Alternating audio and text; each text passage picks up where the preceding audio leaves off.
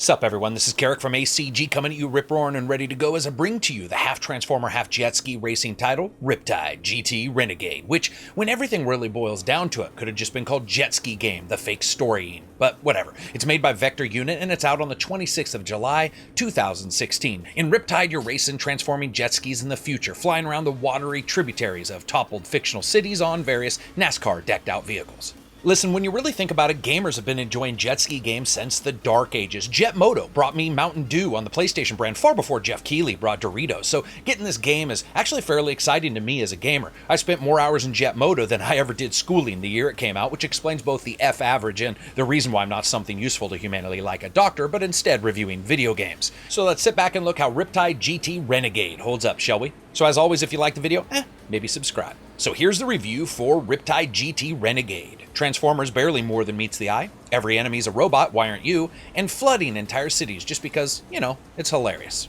Graphics are up first. So this is what it feels like to go insane. Because I swear at times it feels like you're playing two different games under the same name. The budget game and the budget game. Graphics overall have a very thin look of a budget title where it looks good up front, but as you delve in closer you see environments are a bit Spartan and many locations have that paper thin modeling look that we all sort of attribute to budget titles. And also the water is bad. I mean laughably bad, as in I actually stopped and sort of laughed at it when I saw it bad. It looks like a fake drink glass you'd buy at Disneyland that just collected water in the rim so it made you look like you were drinking alcohol.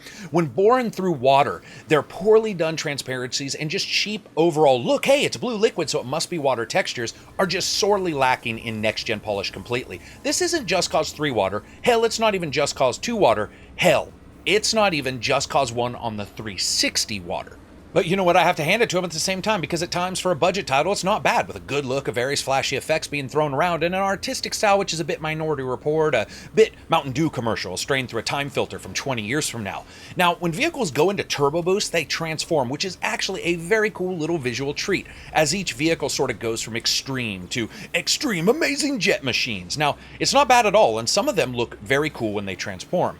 It's pretty obvious what these guys were going for, and I would say half of the time they hit it, and the other half of the time you're wondering where the fuck the ball is. All that being said, it ran rather well with a couple stutters here and there, but it's much better than many other games I've been unlucky enough to have to review lately. As a package, well, let's just say you could simply paste a picture of this game next to the word average in the dictionary and everyone would pretty much understand. Budget title is gonna budget. Sound, music, and voice.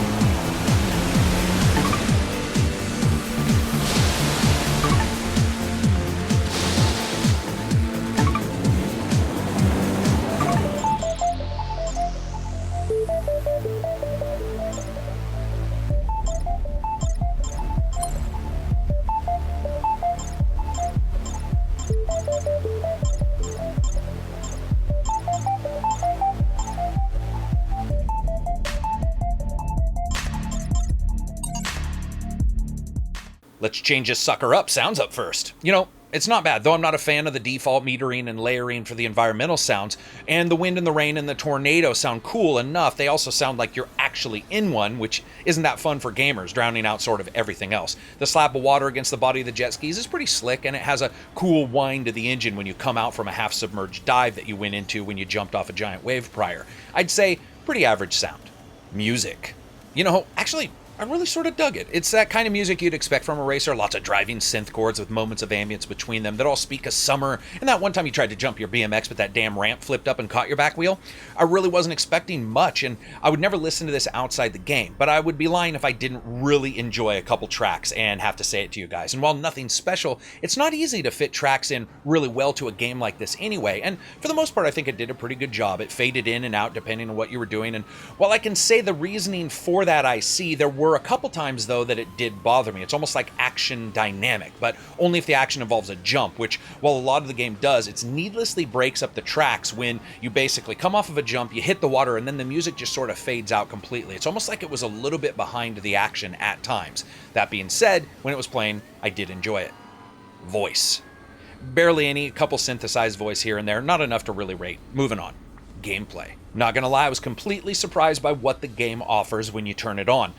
Multiplayer split screen, up to 4 people split screen, same computer. Multiplayer online, leaderboard, single player story, a very large number of hydrojets, which is their version of jet skis, but whatever, they want to call them hydrojets. You unlock those and characters to race in what's considerably a fairly deep career mode. Now, is that enough to raise the budget background of the Riptide series to normal release status? Well, let's check it out. What do? Well, it's fairly simple. You drive and beat races to get money, buy tricks if that's what you need, which also give you speed when you do them during races so you can win more races and get more money.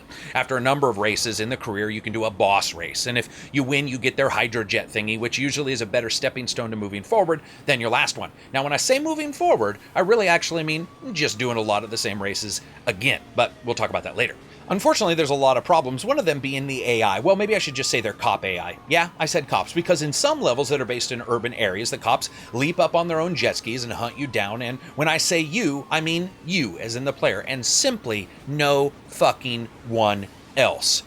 Just sit back and revel as cops straight up ignore all 7 other racers in a race and not only attack you, they just straight up gang up on you. It's like the Fast and Furious movies with road races. 500 people are doing something wrong. You know what? Let's pick on Vin Diesel. It can make you feel important, I guess, but that's sort of how like herpes makes you feel special. Now everything gets locked behind later levels in a positively geriatric trend of locking items to the career and intangible extras like, avatars and shit to the money that you end up making, which reminds me a little bit of Carmageddon, and I didn't like that either. Basically, this is a world where Honda says, hey, you know what? Why get a new bike when the one you have can continue to suck but be faster at it? It's the fun-sucking equivalent of a Nike rubber with the motto Nike, just don't nut. In fact, that's how half of the game plays. It's a great lead-up, but there's just no end in sight, pumping and pumping and pumping, and in this case, that's money you're pumping into your shitty bike. Now, that doesn't mean at some point it's upgraded past and that it controls just as good as your old one and then ends up being a good stepping stone for later, but there's just a lot of repetitive lap leveling in this game.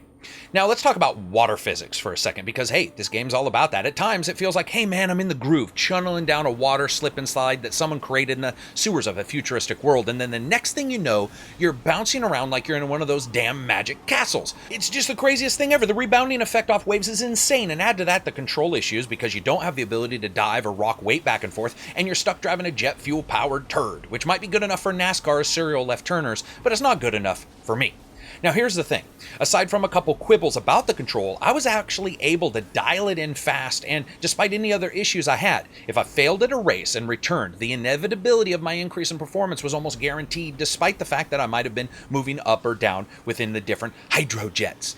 But I think the real question is, what's the staying power in the game of you wanting to play the game and get better and better? Because while you may get a new jet ski and may unlock the next story boss, as the old lady in Storm of the Century said, hell is repetition. And yeah, racing the same exact racetracks over and over and over and over and over and over again just friggin' kills. This is one of those titles with a good deal to unlock, but it feels like it actively tries to get you to give up before it does in some kind of infernal cutting contest. Seriously, most arcade racers are pretty easy to lock down what makes them successful. Good upgrades, good racetracks, and, well, good AI. In fact, this game has a lot of those, but not all at once, which invariably sort of hurts it.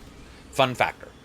Listen, I am a fan of arcade games, straight balls to the walls, little in the middle arcade games, while at times Riptide fondles itself into some very strange middle ground. For the most part, it's straight up action, and when it's at its strongest is when it's flying at full speed, ignoring everything else in a straight up bull testosterone fueled in your face transforming jet ski like race. The issue here is that for many, that fun's going to wear off very quickly. But you always got to have a caveat for a budget game, because all that being said, rarely did what it looked like really bother me when I was racing at breakneck speed through a flooded city street. So as you guys know, I rate games on a buy, wait for sale, rent, or never touch again rating scale. Listen, no game's perfect, and not only do I like budget titles, I think they're absolutely representative of a healthy habitat when it comes to gamers and what they can get. But budget is a price that can skew all around. At $15, I think it's a bit too expensive for what you may find here. So it's that time again. If you like the video, give it a thumbs up. Check out Reddit, check out Patreon. Those both help immensely. Always remember, I've got a Twitter. You can follow that. If you dislike the video, give it a thumbs down for sure and explain why. And as always, for more video game reviews that, well, review the entire game, stick with ACG. Peace out and enjoy the rest of your week.